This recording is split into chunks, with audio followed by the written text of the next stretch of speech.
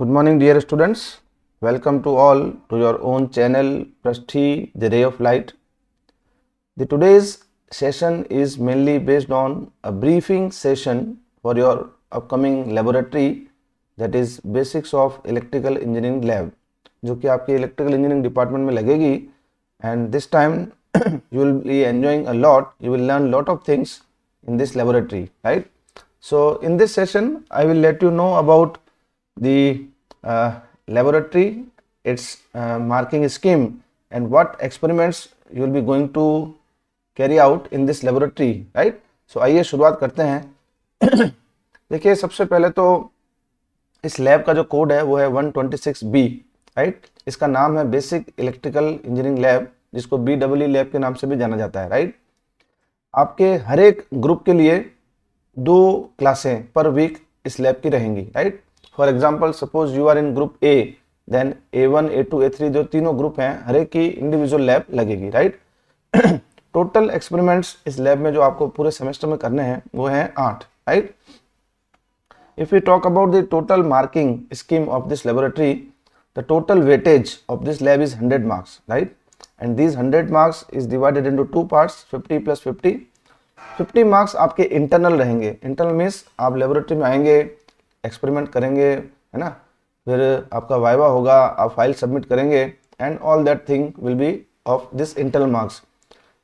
Next 50 marks जो है वो यूनिवर्सिटी एग्जाम के लिए रिजर्व रहते हैं. वो उस समय आपके रहेंगे जिसमें आपको एक्सरसाइज दी जाएगी और वाइवा भी रहेगा, है ना? तो आपका रिटर्न वर्क और वाइवा में परफॉर्मेंस कैसा है उसके हिसाब से ये मार्क्स दिए जाएंगे, है ना? तो टोटल मार्क्स हो गए आपके 100. Now we will discuss about the different experiments that you will be carry out in this particular semester. मैं आपको एक ब्रीफ समरी इसकी मैं दे दूंगा. उसके बाद में जैसे जैसे लैब में आप आएंगे तो उसका डिटेल्ड एक्सप्लेनेशन और परफॉर्मेंस वहां पर होगी. एक रफ आइडिया मैं आपको दे देता हूं. ठीक है ना?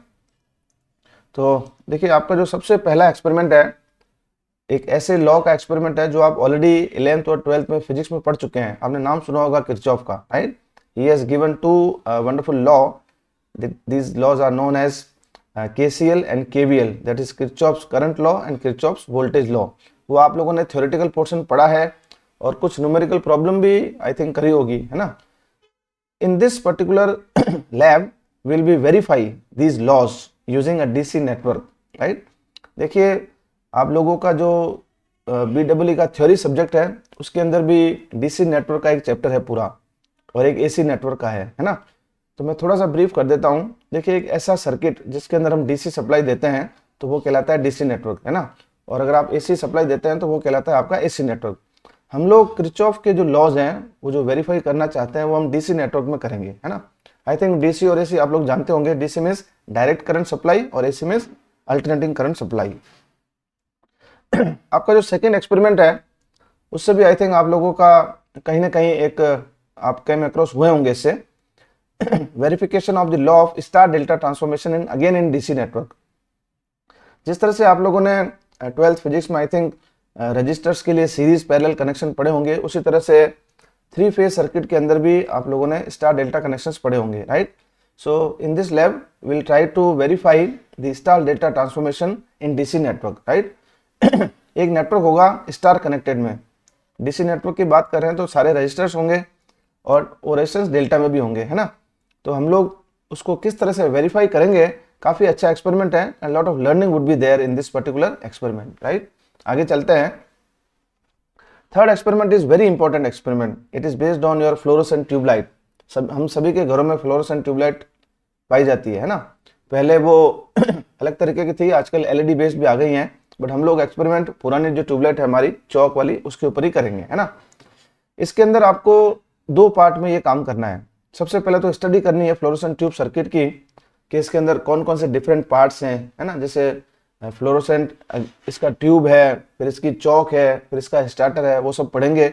Then will try to determine the minimum voltage which is required to initiate the discharge and maintain the discharge. ये जो टर्मिनोलॉजी है इसको मैं डिटेल लैब में डिस्कस करूंगा बाद में.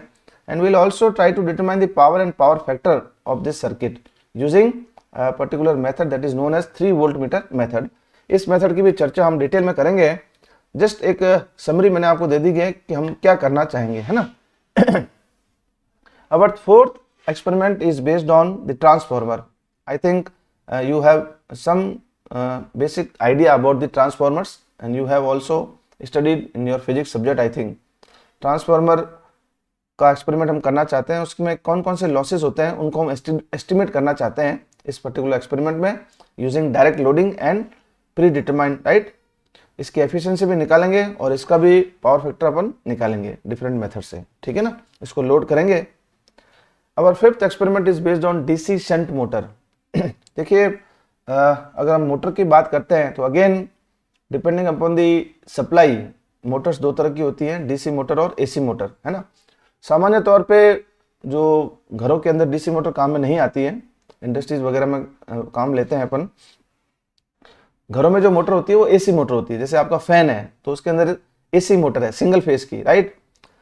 आप लोग वाटर पंपिंग करते हैं, अपने हौद से ऊपर टंकी में पानी चढ़ाते हैं, तो वो भी आपकी सिंगल फेज इंडक्शन मोटर है ना। और अगर आप इंडस्ट्री में जाएं तो वहाँ पर 3 फेज इंडक्शन मोटर काम में आती है। डीसी शंट मोटर की अपनी अलग एप्लीकेशंस हैं, तो हम उसकी यहाँ पर बात करना चाहते हैं। इसका स्टडी पार्ट है हमारे कोर्स में और हम इसके स्टार्टर की भी चर्चा करेंगे कि why this motor is required. Starter वो होता क्या है, इसकी ज़रूरत क्यों पड़ती है, ये सारी चीज़ें हम इस एक्सपेरिमेंट में डिस्कस करेंगे, है ना।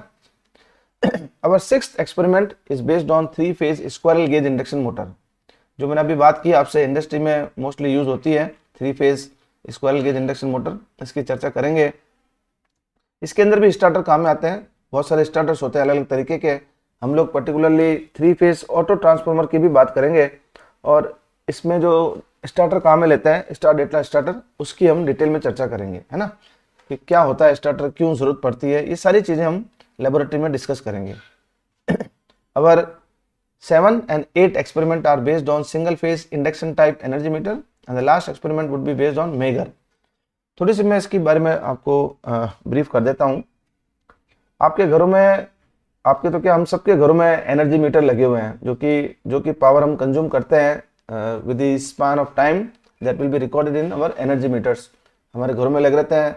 अगेन इन अर्लियर टाइम्स पुराने मीटर्स थे, चक्री वाले मीटर थे, आजकल इलेक्ट्रॉनिक मीटर आ गए हैं।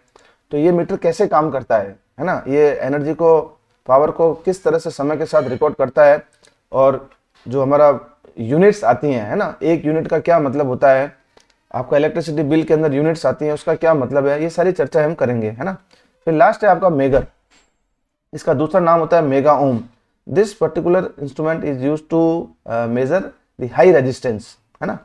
तो हाई रेजिस्टेंस कहाँ काम आता है, उसकी रेंज क्या है और उसको हम कैसे मेज़र करेंगे, ये सारी चीज़ें मैं आपको डिटेल में लेबोरेटरी के अंदर बताऊंगा। और अपने एक ऑलरेडी एक सीरीज़ अपने चैनल के ऊपर चल रखी है, if you are eager to पहले सीखना चाहते हैं तो ऑलरेडी आप वो सीरीज़ को देख सकते हैं। तो हम मिलते हैं फिर लैब में, इंडिविजुअल एक्सपेरिमेंट की डिटेल में हम चर्चा करेंगे।